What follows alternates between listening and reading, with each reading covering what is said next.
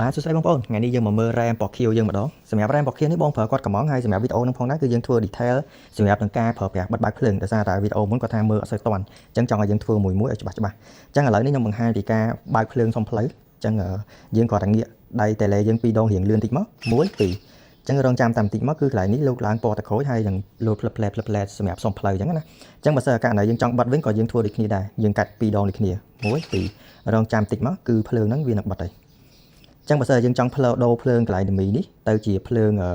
ពណ៌ទឹកក្រូចយើងងាកមកក្រោយ2ដងវិញ1 2ចឹងខាងហ្នឹងតិចទៀតគឺវានឹងបដូរពណ៌ហើយសម្រាប់ភ្លើង7កាងយើងងាកមកក្រោយដែរប៉ុន្តែ3ដង1 2 3ចឹងគឺមកចាំមកបន្តិចមកគឺបើកភ្លើង7កាង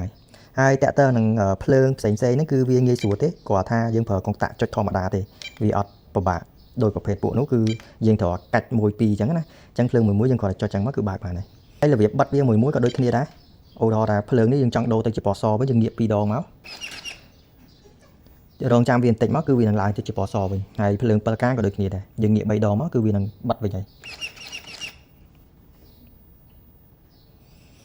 ហ្នឹងតាក់ទងនឹងការប្រើប្រាស់ភ្លើងអញ្ចឹងសម្រាប់បេតុងផ្សេងហ្នឹងគឺយើងសម្រាប់លេងតាក់ទងនឹងឡុកប៉ង់ហើយនឹងប្រភេទពួកកាពីតាអីចឹងទៅអញ្ចឹងសម្រាប់ឡានហ្នឹងគឺយើងមាន function ច្រើនតាក់ទងនឹងប្រអប់លេខលឿនយឺតក៏យើងមានចង់ឲ្យវិលកង់2ក៏បានវិលកង់ទាំង4ក៏បានវិលកង់មុខ2វិលកង់ក្រោយ2ក៏បានឬក៏វិលកង់មួយជាក៏បាននិយាយទៅវាបានមួយ set ហ្មងវាតាមតម្រូវការរបស់យើងពេលដែលយើងលេង off road ប្រភេទកលៈទេសៈផ្លូវបែបណាយើងត្រូវប្រើ mode បែបណាគឺយើងត្រូវប្រើអញ្ចឹងហើយវីដេអូក្រោយយើងនឹងមានមួយគ្រឿងទៀតពណ៌នឹងដូចគ្នាប៉ុន្តែ option វាកប់ជានឹងមួយកម្រិតទៀតអញ្ចឹងចាំជួបគ្នានៅវីដេអូក្រោយបាយបាយ